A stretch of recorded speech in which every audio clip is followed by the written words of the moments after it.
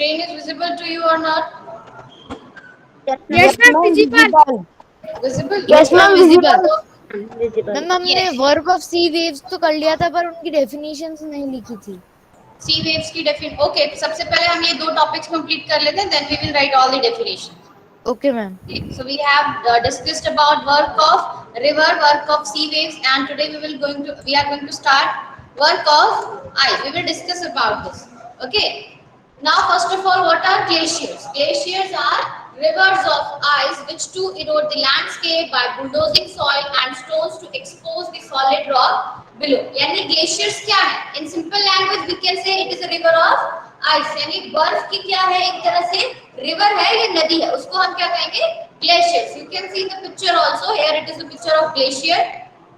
So when glacier moves, जब glacier move करता है, जब उसमें जो आइस है वो मूव करती है, then it also happens sorry it also results into erosion, यानी कुछ ना कुछ इरोजन वहां पे हो रहा है और वो लैंडस्केप को क्या करता है, इरोड करता है. वहां जो सॉइल है ना, here it is word used bulldozing soil.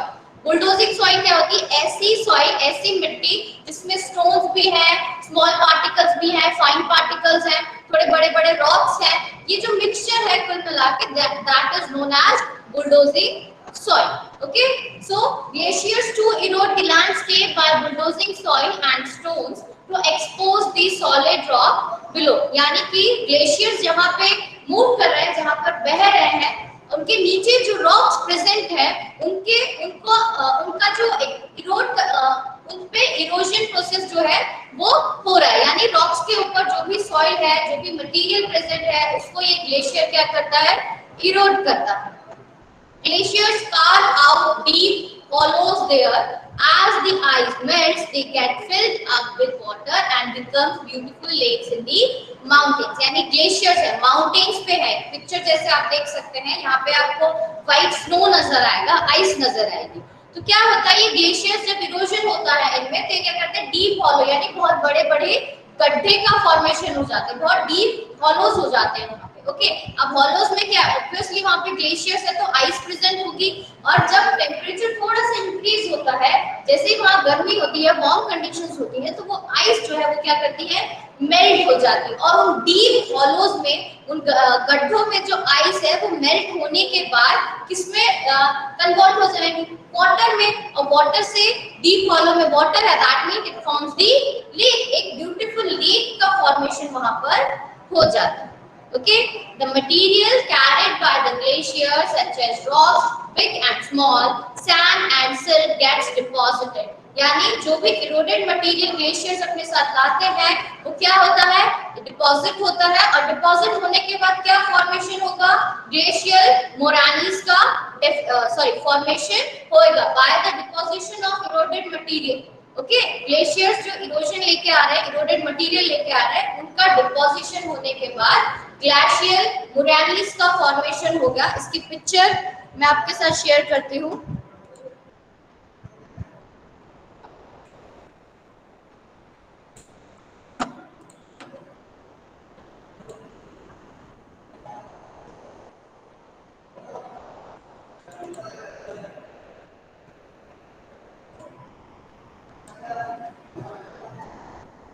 This one. You can see here a beautiful lake is formed in the deep hollows. Okay, यहाँ पर लेक आप देख पा रहे हैं, और ये आइस है जो कि माउंटेन्स में है, प्रेजेंट है, ग्लेशियर्स है. Okay, understood everyone? Yes, ma'am. Yes ma'am. Yes, ma'am. Okay, very good. Yes, ma'am.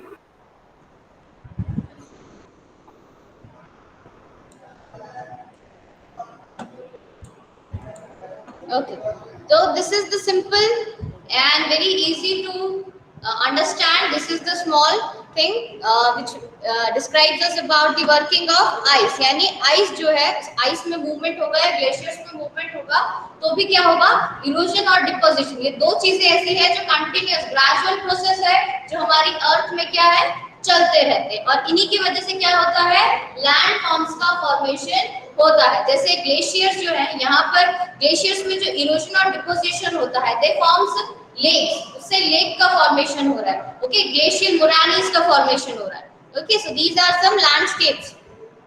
Now coming to the work of wind. Have you ever visited a desert? Try to collect some pictures of sand dunes. You have heard about sand dunes, जो मिट्टी के बड़े-बड़े टीले होते हैं. अगर आप desert में कहीं गए नहीं हो तो भी आपने कहीं ना कहीं पिक्चर्स में जरूर देखा होगा. Okay, and these hill-shaped structures of sand are known as sand dunes. जो बड़े-बड़े रेत के टीले होते हैं, इन्हीं को हम sand dunes बोलते हैं. Okay. मैम सी बीचेस पे भी होते हैं कभी कभार. Yes. मैम सी बीचेस पे भी होते हैं. सी बीचेस पे भी होते हैं. ओके, ठीक है.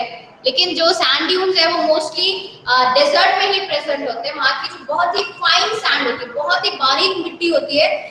थोड़ी बहुत भी अगर हवा चलेगी वहाँ पे रॉक्स कम दिखेंगे आपको, सिर्फ सैंड दिखेंगी.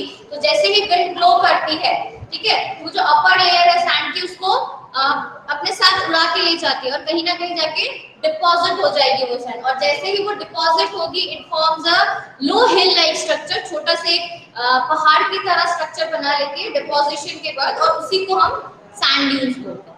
Okay, an active agent of erosion and deposition in the desert is wind. यानी डेजर्ट में बहुत ही एक्टिव एजेंट है, यानी काफी वहां पे विंड जो है ब्लो होती है. ये बहुत ही फ्रीक्वेंट है.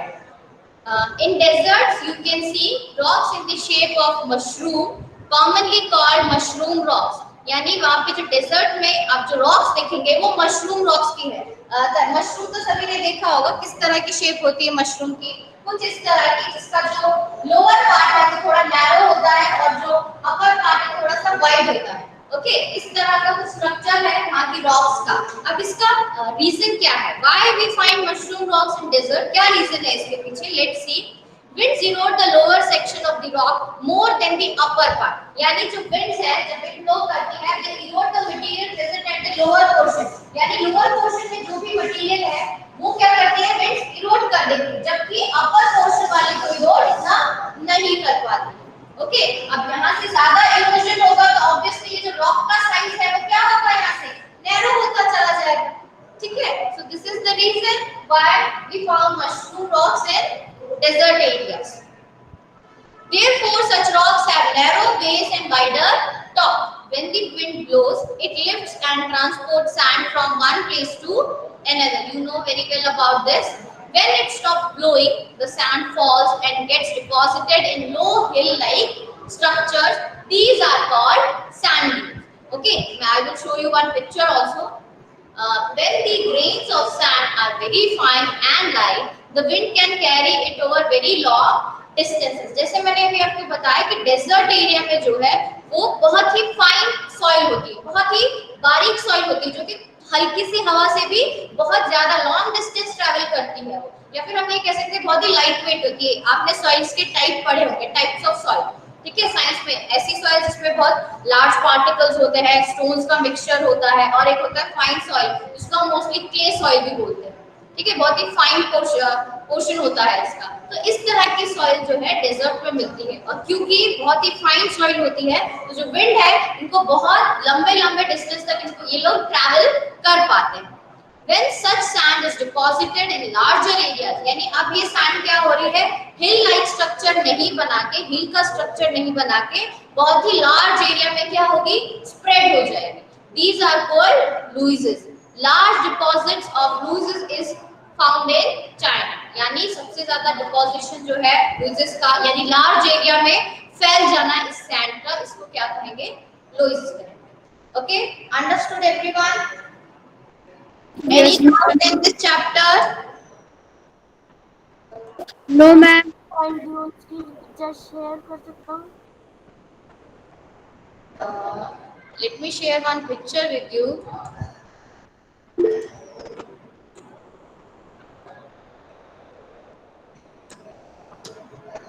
I have one picture of sand dunes and sand.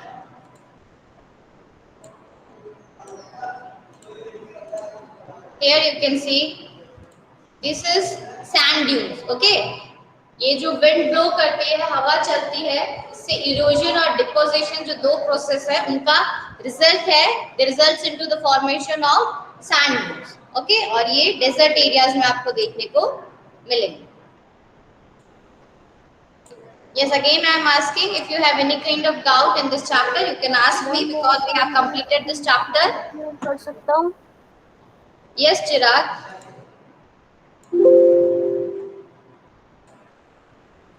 No doubt. किसी को कोई डाउट नहीं है?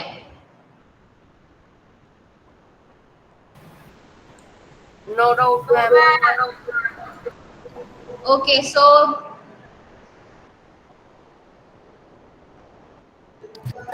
Ma'am, I have a doubt in mushroom rock. yes, Prithvi Yes, Kumar, ma'am. you are asking. Yes, ma'am. Prithvi Kumar, ask your question. Ma'am, why these mushroom rocks are found only in desert? Only in desert area. Okay, देखो हमने erosion पढ़ा बेटा, हमने river का erosion पढ़ा, हमने sand से किस तरह से इरोजन होगा, ग्लेशियर से किस तरह का इरोजन होगा. जैसे हमने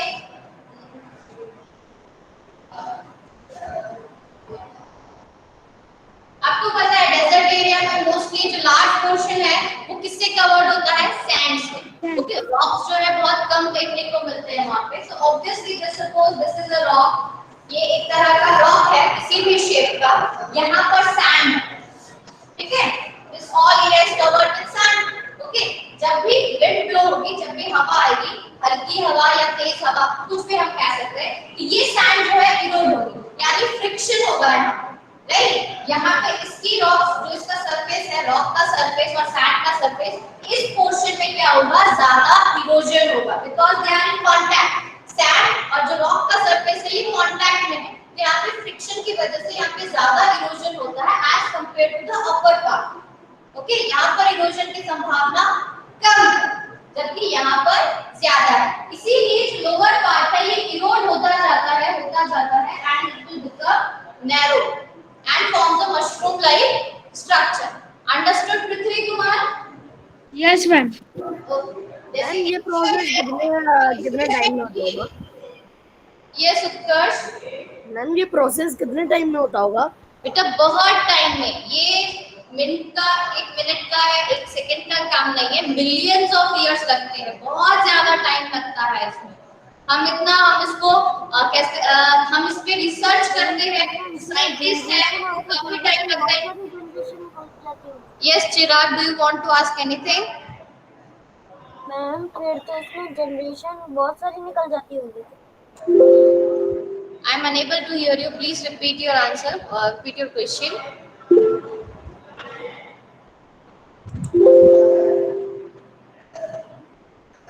ओके, ये चीज मैंने आपको स्टार्टिंग में भी बताई थी कि इरोजन और डिपोजिशन जो है ये बहुत ही लॉन्ग प्रोसीजर है, बहुत टाइम टेकिंग प्रोसीजर है.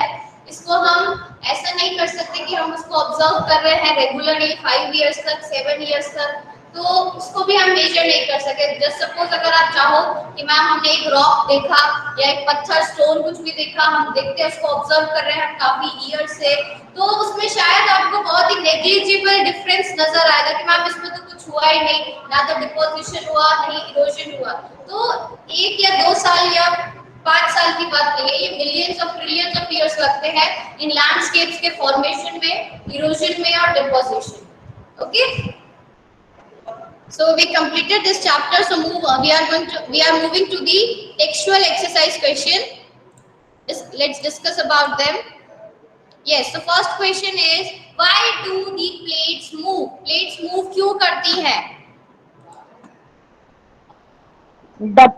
The plates move because of the movement of the molten magma inside the earth. Very good Deepanshu, ये आंसर आपकी स्क्रीन पे है. The movement of molten magma inside the earth results in the movement of plates. हमने plate tectonics पढ़ा था. We have discussed about types of plate movements. Plate movements कितने type के होते हैं? Who will tell me how many types of plate movements are there? Yes, Kumud Gupta. Ma'am 3. Very good, Utkarsh. Yes, there are 3 types of plate movements. याद आया? Last class में हमने पढ़ा था जब स्टार्टिंग किया था लिथोस्फेरिक प्लेट्स में।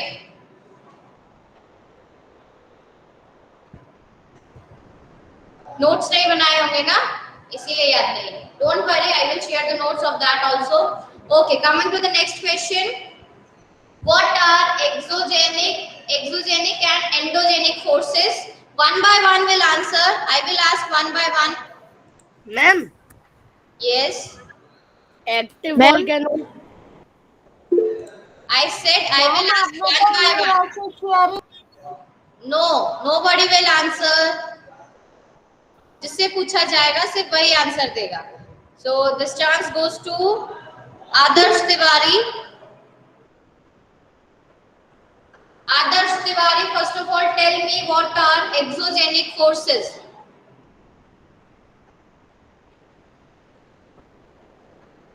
Adarsh Tiwari, can you hear me? Okay, Divisha Chaudhary. Exogenic forces are the forces that work on the Earth's surface, and endogenic forces are the forces that work interior the surface of Earth. Yes, very good, Divisha.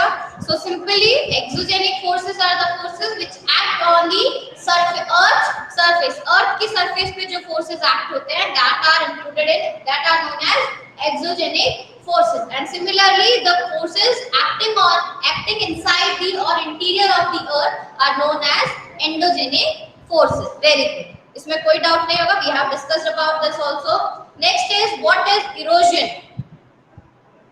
Ma'am, can I? Yes, Ritesh. Wearing away of landscape by water, wind, and ice are called erosion. Very good, very good. Removal of the uppermost layer of the landscape by different agents like wind, air, and ice is known as erosion. Okay. Next question. How are flood plains formed? Ma'am, may I? Just wait for a moment. Ma'am, may I? जिसको answer आता है just click on the raise hand option you have on your screen. आपकी screen पे जो raise hand का option है उस पर क्लिक कर दीजिए. Yes, Kumud. Yes, ma'am. Floodplains are formed by the deposition of the fine soil and other materials through flood.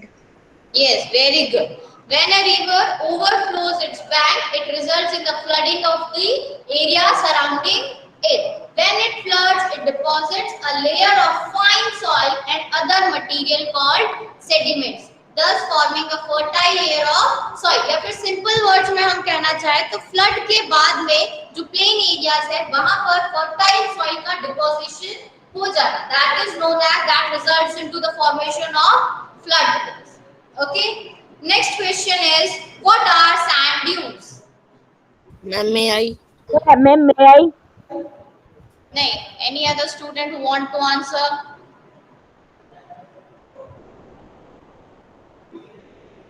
Harshul. Harshul. Yes, ma'am. Yes. Unmute yourself and answer. When it stops blowing, the sand falls and get deposited in low layer of the surface. They are called sand dunes. Okay. Very good, Harshul. You have tried. Very good. At least you have tried to answer. Okay. So sand dunes. What are sand dunes? The deposition of sand after the erosion and the formation of hill-like structure. When the wind blows, it lifts and transports sand from one place to another. When the wind stops blowing, the sand falls and get deposited in the low hill-like structure. These are called sand dunes. This is the simple answer. Next is, how are beaches formed? Ma'am, may I? No, any other student? Yes, Utkarsh, now you can answer. Utkarsh Agarwal. Beaches are formed by the deposition of sediments along the sea shores through the sea waves. Yes, very good. The sea waves deposit sediments along the seashores, यानी sea के पास का जो area है वहां पर जो eroded material है उनका या सेडिमेंट्स जिनको हम बोलते हैं उनका डिपोजिशन होने से क्या बनता है? बीचेस का फॉर्मेशन होता है. Okay, now coming to the next question. What are oxbow lakes? Ma'am, can I? No. Any other student other than these? Just click on the raise hand option जिनको answer करना है. Those who wanted to answer, just click on the raise hand option. इस तरह का hand का एक option होगा आपके स्क्रीन पे, उसे क्लिक कर दीजिए. मुझे आपका नाम यहाँ पे हाईलाइट होके दिख रहा है कि कौन सा बच्चा आंसर देना चाहता है. Yes, Prithvi Kumar. Yes, ma'am. In due course of time, the meanders loop cut off from the rivers and forms a lake. Yes, very good, very good. Meander से जो twist and turns. When the river enters in a plain areas, it twists and turns to form meanders. Okay, बहुत सारे bends हो जाते हैं जिनसे meanders formation होता है और meander से एक loop का cut off हो जाना, बिल्कुल main stream से cut हो जाना क्या कहलाएगा? तो किसका formation करेगा? Oxbow lake का formation करेगा. Okay, very good. Yes, so we have discussed all the question. Now tick the correct answers is there. Nobody will shout the answer. कोई आंसर चिल्लाएगा नहीं, सिर्फ एक एक करके आंसर देंगे जिसका नाम यहाँ से लिया जाएगा. First is which is not an erosional feature of sea waves. You can read the question from your textbook also. Yes, Azram Sheikh. Ma'am, cliff. Cliff is not the erosional feature of sea waves.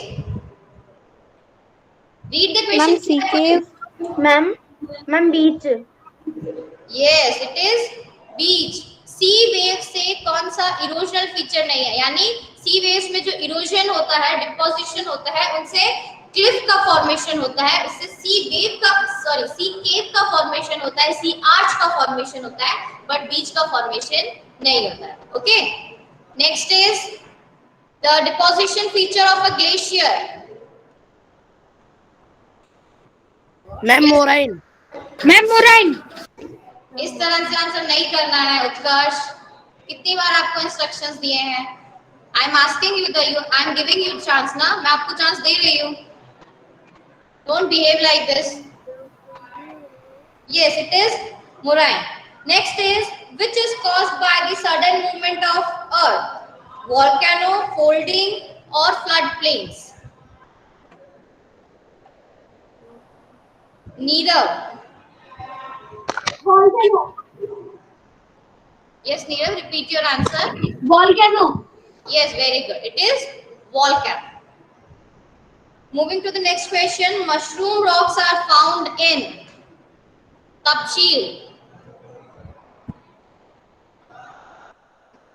Tapshil Kedar, unmute yourself.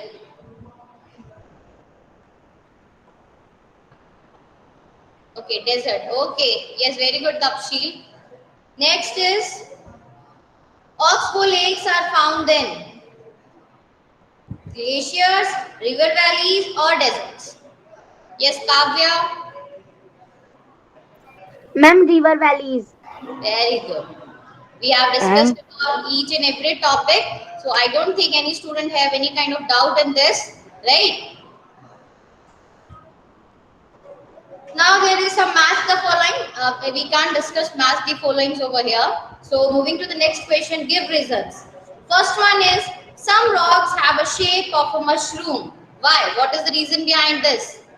क्या reason है? Yes, Viraj, repeat your answer. Ma'am, some rocks are like mushrooms as the bottom of the rock is eroded more than upper part, so it look like mushroom. Yes, very good, Chirag. In very simple words, you have described the answer. Some rocks have a shape of a mushroom because in desert, wind erodes the lower section of the rock more than the upper section, which makes the base of the rock narrow and the upper part wide, giving it a shape of a mushroom. I have told right now. किस तरह से mushroom की shape होती है एक rock की, अभी discuss किया था हमने। Okay, next question, flood plains are very fertile. Now Ma'am, no, let me check. Vivek Mahajan, yes Vivek. River deposit layer of fine soil and sediments along the plains during its flooding. Yes, very good, Vivek. So floodplains very fertile. Why floodplains are very fertile? Because जो भी eroded material या sediments जो flood के साथ आते हैं plain areas में, वहाँ पर एक fine layer जो है soil की वो deposit हो जाती है and it is fertile. Okay, so this is how floodplains are very fertile. Floodplains are very fertile because at times when river water overflows, it results in the flooding of the neighboring areas.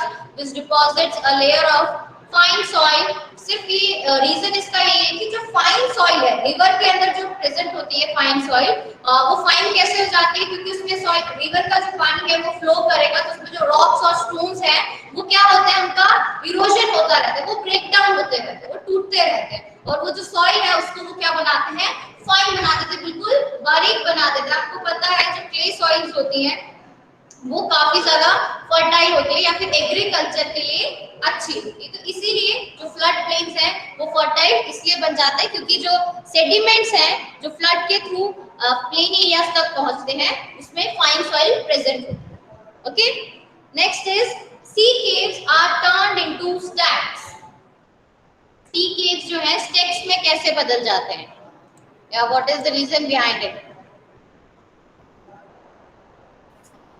कोई बच्चा अलग से answer करना चाहता है? Ma'am मैं आई। No, I want some new student. कोई भी न्यू स्टूडेंट जो है, आप लोग तो आंसर करते ही हो, I know you very well.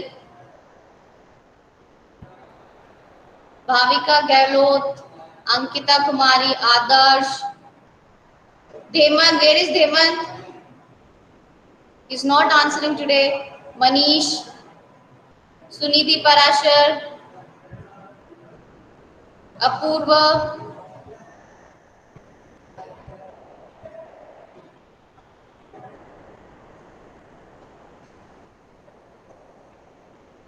Yes Deepanshu. when cavities in a sea caves become bigger and bigger, only the roof of caves remain, forming sea arches. Further erosion breaks the roof, and only walls are left, which forms the stretch. Yes very good. So 3 steps हैं, हम simply कह सकते हैं कि सबसे पहले सी केव का formation होता है कुछ इस तरह से, इस तरह की जो सी केव का फॉर्मेशन होगा, दिस इज सी केव, और कुछ टाइम बाद जब इसमें ज्यादा इरोजन हो जाएगा then it becomes a sea arch. ये सी आर्च बन जाएगी इस तरह की, this is sea arch. And after that जब इसका जो अपर मोस्ट लेयर है यानी हम इसका आर्च का जो रूफ है टॉप मोस्ट लेयर है ये भी जब इरोड हो जाएगा, रिमूव हो जाएगा, तो सिर्फ हमारे पास एक स्टैंडिंग वॉल बच जाएगी and this is known as stack. This is how sea caves are formed into stacks. Okay, next question is building collapse due to earthquakes. Yes Ritesh can answer. Last question it is. Ma'am, Yes. when the lithospheric plates move, the surface of the earth vibrates. The vibration can travel all around the earth. Yes. Epiforming, epicenter, focus, everything we have discussed.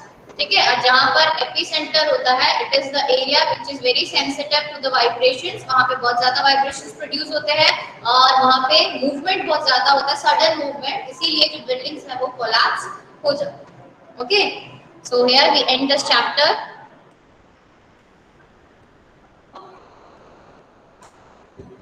And also we have discussed all the ma'am I have